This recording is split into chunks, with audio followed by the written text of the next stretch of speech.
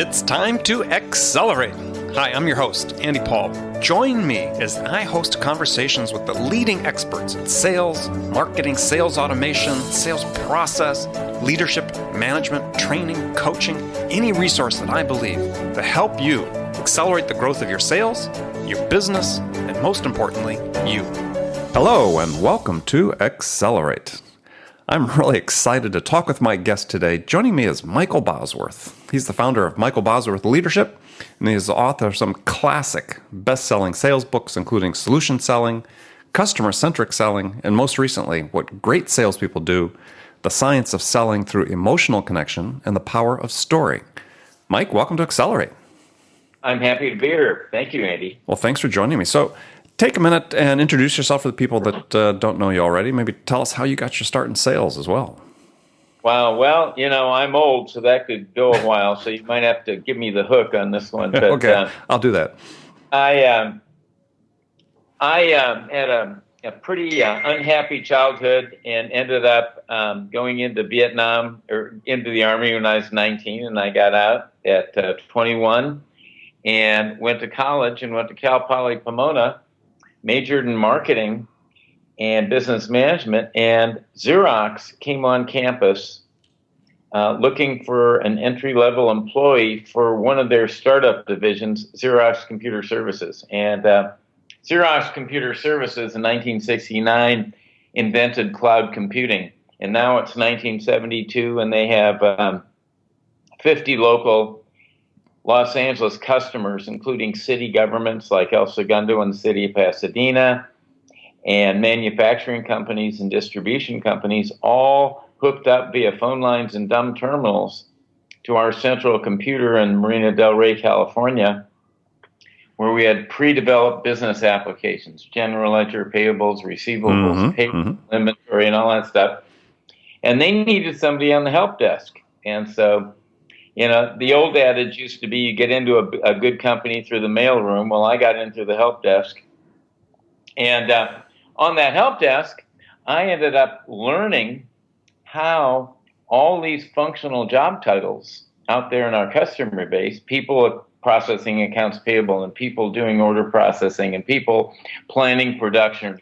And so I learned how these job titles used to do their job before they had our cool cloud-based applications and how they do their jobs after. So then I got to go out and be a field installer of these applications. So I grew to hate salespeople because it was my job to take a manufacturing company and convert them from their old way of running their business to our system. And pretty much every customer they gave me, the salespeople told them it would do things that it wouldn't do. And these are, legendarily well-trained Xerox salespeople. Well, the funny thing is they were virtually all former IBM salespeople because our CEO was from IBM. And so he hired only IBM salespeople. There we go. We can say the same thing about IBM salespeople. Right. And they were highly trained.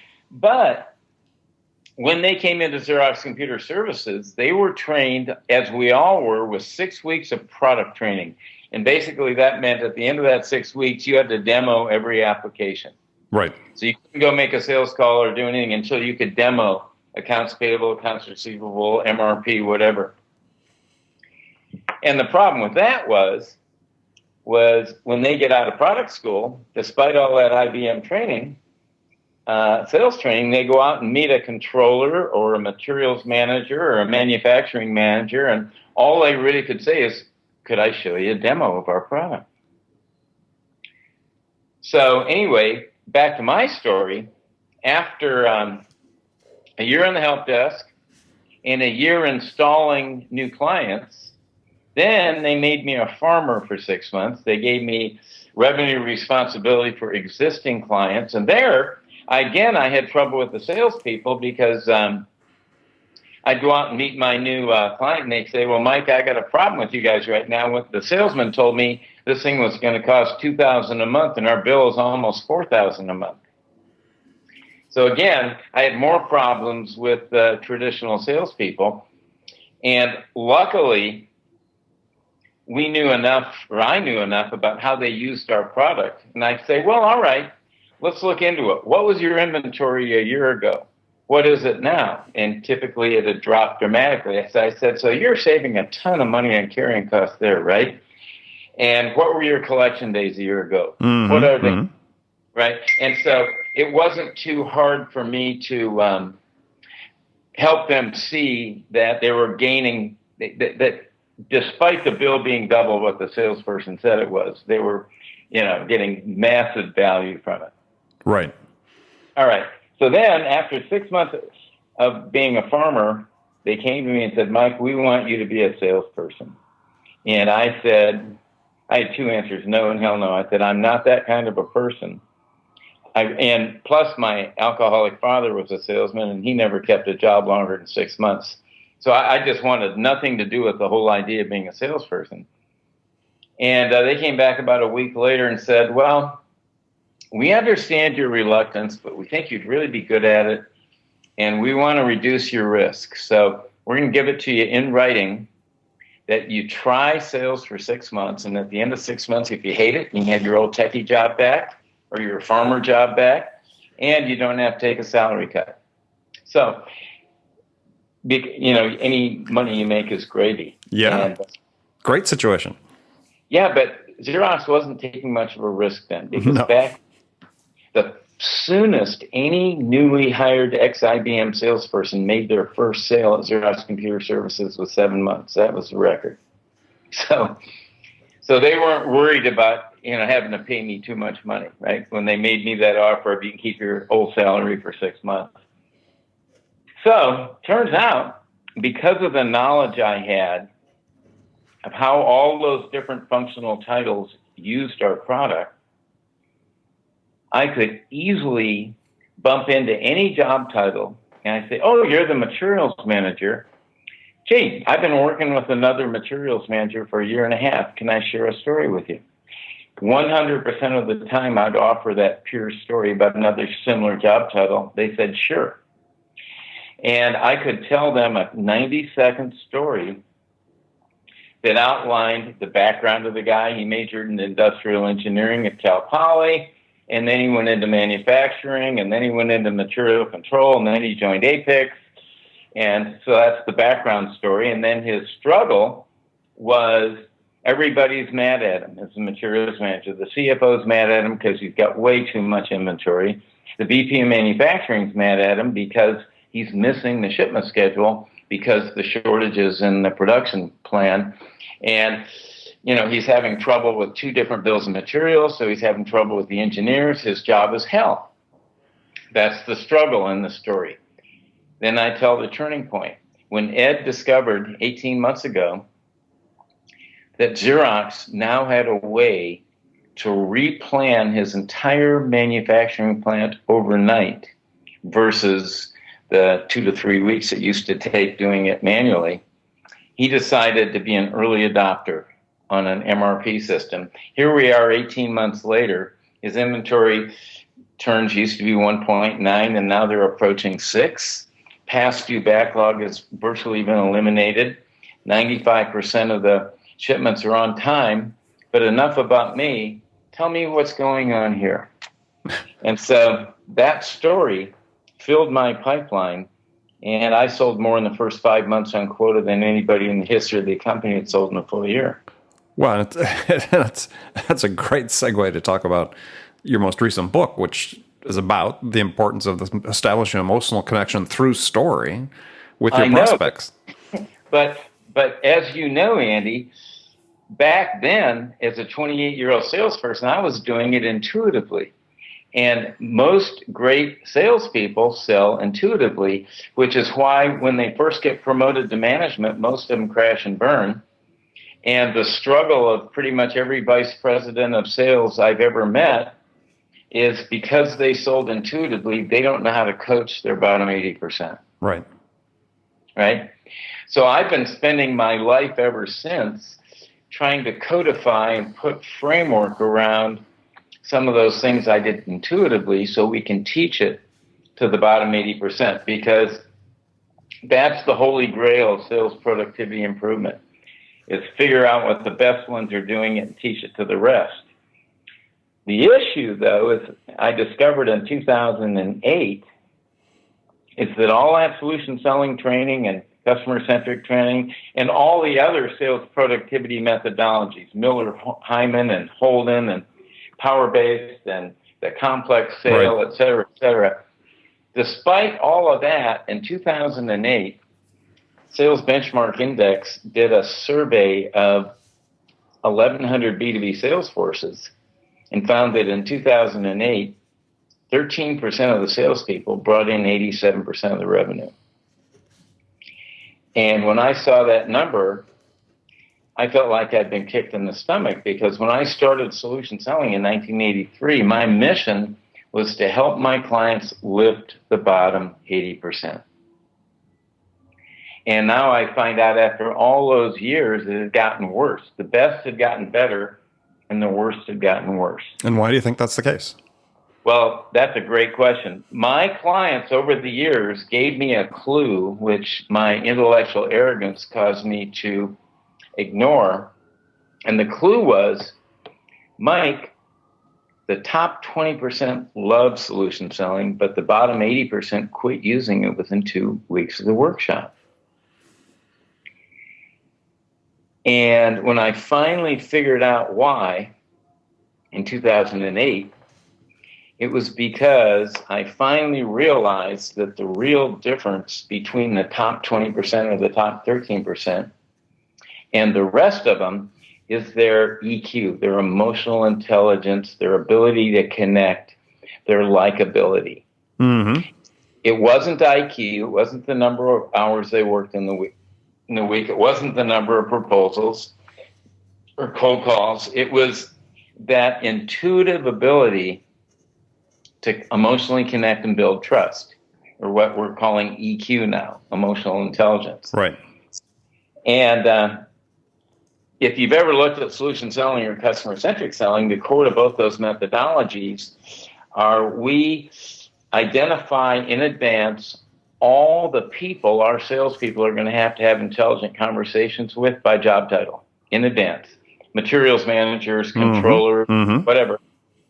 And then we have the smartest people in our company, our best consultants, write out a list of discovery questions to diagnose their current situation around what we do really well, and then a list of visioning questions where we help these job titles visualize a better way. Well, what if, Andy, instead of doing it that way with 4 steps, you could do it in 1 step? Would that help?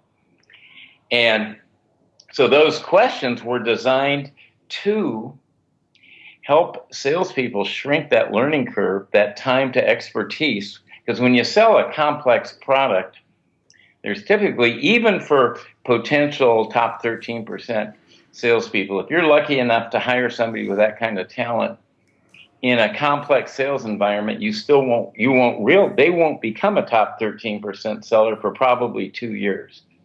Because they have to gain expertise in your market and your customers and your capabilities and your pricing and your contracts. And, there's just a learning curve.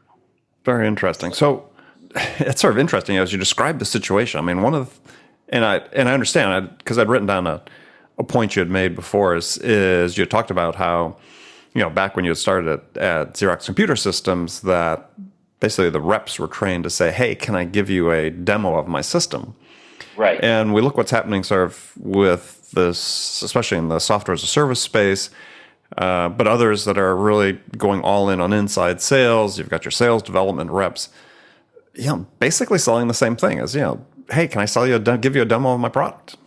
Exactly.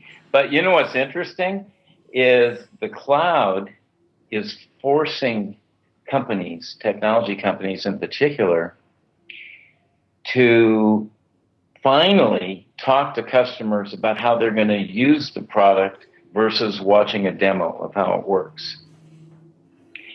And the best way I can make this point of product usage is, 20 years ago, I was doing an open solution selling workshop at the DoubleTree in Del Mar. Mm-hmm. And typically people who came to my open workshops 98% of them sold something complex, sold to a committee, long sell cycle, big dollars, to the enterprise. Right. And I'm going around the room asking everybody what they sell. And I get around to this one guy, Richard, and I say, Richard, what do you sell? And he says, Mike, I sell glue. And I paused and I said, gee, I've never had a glue salesperson go through one of my workshops before. And then as I made the next request of him, I almost tried to grab the words and shove them back in my mouth because I realized in real time this could be a bad question. I said to him, Richard, tell me about the glue. Well, he's a chemical engineer from MIT, and he's selling industrial adhesives. And if you ask an engineer to tell you about the glue, get ready for a long answer. And he started getting into bonding strength over different temperatures and resisting mold and vibration and all stuff. And I'm looking around the room and I'm seeing everybody's eyes roll up in their head. And I gave him the timeout sign. I said, Richard, it sounds to me like you're using that word glue as a noun. Can you change that word glue to a verb and tell me about your product? And he was a really smart guy, and he got it. And he realized that a better description would be the gluing his customers do, how they use the glue in their manufacturing process. Right. Versus him giving me all the chemical specifications of the glue. Well, that same noun verb paradigm, all companies are having to go through now, because it used to be if you had a sexy product, you could sell it as a noun, and maybe you'd find enough people who'd look at it, like the iPhone. Mm-hmm. Mm-hmm. You can pretty much do it. Steve Jobs did a demo of an iPhone, and he sold a ton of them because the people looking at that demo were all able to figure out on their own how they're going to use it. They could all create their own buying vision. But for most complex products and services sold to the enterprise, if they knew how good it was, they already would have bought it. Yeah. And so, Right. so they're operating either from ignorance or rationalization. They're operating either, I didn't realize a better new way existed to solve this problem, or rationalization. We tried to solve that inventory problem 18 months ago, and we fell on our sword, and it was horrible. So, well, and then the sales reps compound that by focusing purely on logic and facts, right? Am I going to be able to sell this customer? If I give them an ROI calculator, then they're going to be golden. They're going to get it. They're going to understand it. That's all they need. And the fault of that goes to product marketing. If you look at the product marketing most companies do, it's noun-oriented, fact-oriented. Here's all the information you'd ever want to know about our cool product. But they're not teaching the salespeople how the customers use the products to respond to specific events in their daily lives. Exactly. But the cloud's forcing them to think that way now, because with the cloud, they don't have the cool product to demo anymore. They're forced to talk about end user usage, before how they used to do their job before they had these capabilities, how they do it now, how they use it. Mm-hmm. And I started selling that way at 28 years old because that's the only way I knew. So now I can tell you consciously why that worked so well, but back then I couldn't have. I didn't know the power of the story I was telling, and I didn't know how compelling it was to be able to offer buying vision questions to people. Andy, let's just say that you're getting ready to leave the office at 5 o'clock on Friday early. You're trying to leave at 3 o'clock because your kid has a soccer game. And right before you leave, your biggest vendor calls you up and says, Andy, those 100 widgets that you're expecting on Monday aren't going to be there. In the old world, before that MRP system I was selling was around, that guy's weekend would have been ruined. He would have been there the whole weekend trying to figure out which customer orders were going to be negatively impacted by that vendor not delivering. With my product, I could say, well, what if you could send Xerox a request to reschedule your plant, and it would show you in advance all those commitments you'd made that you're going to have to call those customers. And it'll even list them by customer and phone number. So first thing Monday morning, you can get on the phone, you can call them all, right, and apologize, but still go make your kid's soccer game. So in other words, that's what we're trying to do, is we're trying to teach salespeople to get the buyer to want to buy it, to volunteer to buy it, because they have such a big, juicy vision of how they could do their job better, how they could achieve goals and solve problems that they can't today if they had that capability. Okay. Well, I want to come back, and we're going to take a short break. I want to come back and get into the specifics of how we teach this storytelling technique to sales reps and make it stick. As you talked about, the shortcoming of 80% of the reps forgetting within 2 weeks. So anyway, I'll be back with my guest, Michael Bosworth. We'll be back in just a second. Hi, this is Andy. Connect and Sell is used by sales reps at nearly 1,000 companies, including hundreds of technology startups and several Fortune 500 companies, to overcome the challenges of getting prospects on the phone. Companies using Connect and Sell grow their revenues faster by enabling their sales reps to have more sales conversations in 90 minutes than they could otherwise achieve in an entire week. Connect and Sell can be deployed directly to your sales reps, or you can take advantage of their outbound on-demand service, which delivers qualified prospect meetings scheduled directly on your sales reps' calendars. Visit connectandsell.com to learn more about how Connect and Sell can start filling your pipeline today. Okay, welcome back with my guest today, Mike Bosworth. So we've been talking about the power of story and to be able to make that an emotional connection, and talking about really transforming how we train salespeople. And so you've been writing about this in the last several years. So what are you finding in terms of most successful ways to develop the emotional intelligence of sales reps and have them identify with the use of story as a powerful tool for themselves? Well, the real objective is to help salespeople quickly build real trust. And we have three components to our trust model. One component is competence. If the person on the other end of the phone with you or across the desk from you doesn't believe you're competent, doesn't believe that you understand their world, they're not going to buy from you. Second component of trust is character. The person across the desk from you is going to have to conclude that you are a person with character, a person who can admit their mistakes and be accountable and be responsible. They have to conclude that, or they're not going to buy from you. And the third thing is they have to feel emotionally connected, and that's the EQ piece.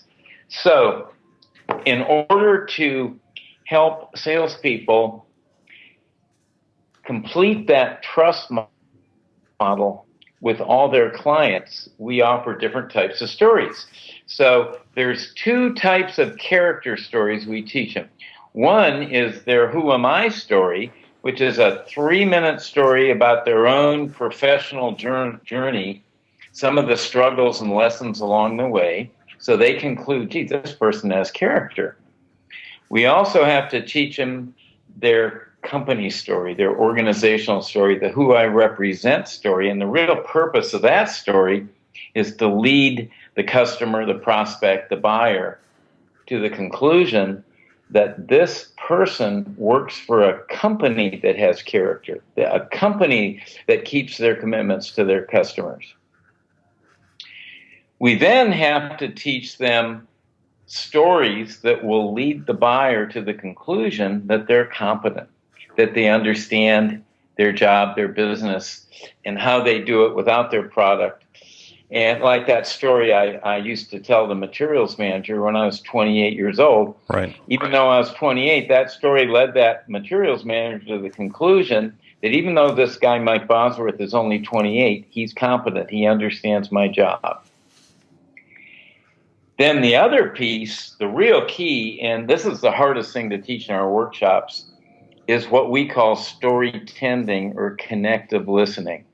Because that initial story, if I meet a prospect for the first time, like that materials manager back when I was selling, My 90-second who I've helped story, I would then say, enough about me, tell me what's going on here.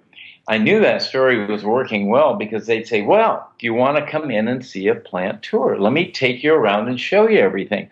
And so for the next hour, he'd give me a tour and I'd get to ask him all kinds of questions and tend his story. But he allowed me to tend his story. And so at the end of that hour of tending, right before I left, I'd summarize. I say, let me just make sure I understand your situation. You've been here 6 months, you got 2 different bills of material you have to deal with. This guy's manager, this guy's manager, this guy's manager. And it would really help you if you had a way to replan your plant overnight. And he'd say, yes. And then I'd say, don't take my word for it. Make me prove it to you. And let's set up a way. Let's figure out a way for me to prove to you that you're really going to be able to do that.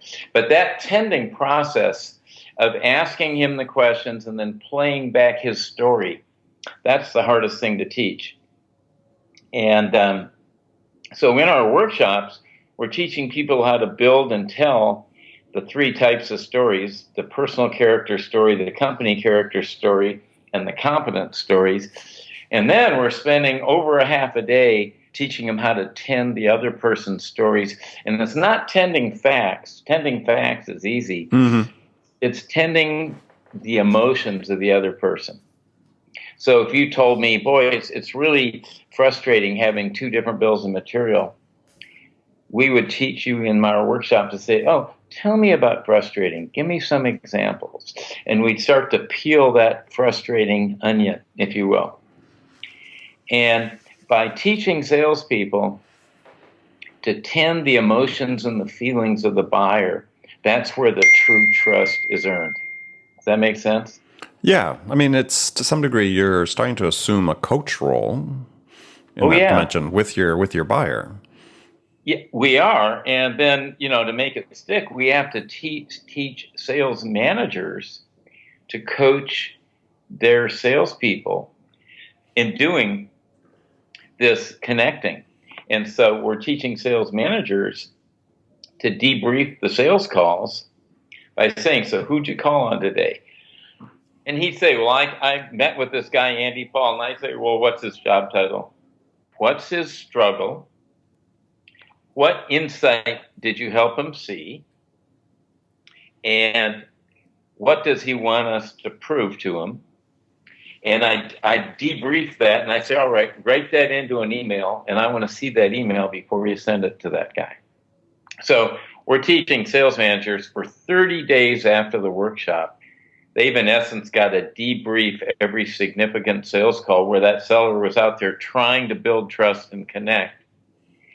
And if we find that the seller missed a key element of the buyer's story, I would say to him, all right, call him back up and say, Andy, I forgot to ask you a couple questions. You have 5 minutes for me, and fill in the blanks of that story and only put it in writing back to the prospect once the story has all the key components. Because we have a model for how to build stories, and there's 5 key components, and we have a color system.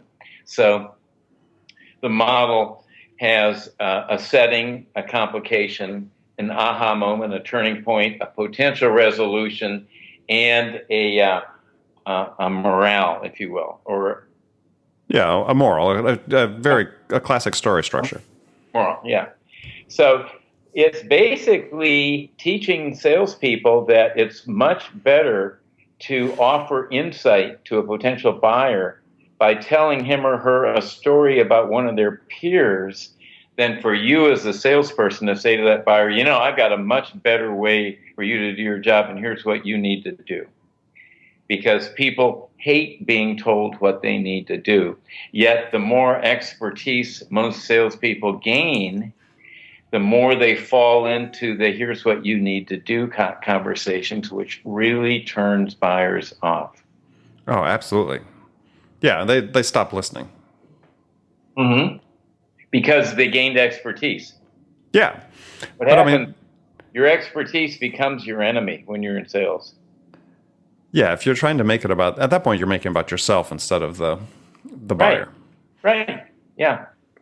Yeah, and they don't have time for that. I mean, they understand, especially these days, with access to information, they pretty much understand at some level what you do, right? Mm-hmm. So when I always hate it when sales reps, you work with them, but they get in a situation these days where they default always to that what I call sort really top of funnel selling, and just show up, throw up, pray and spray. And it's a great quote I love from John Steinbeck, actually, about stories. And he said, if a story is not about the hearer, he or she will not listen. The strange and foreign is not interesting, only the deeply personal and familiar.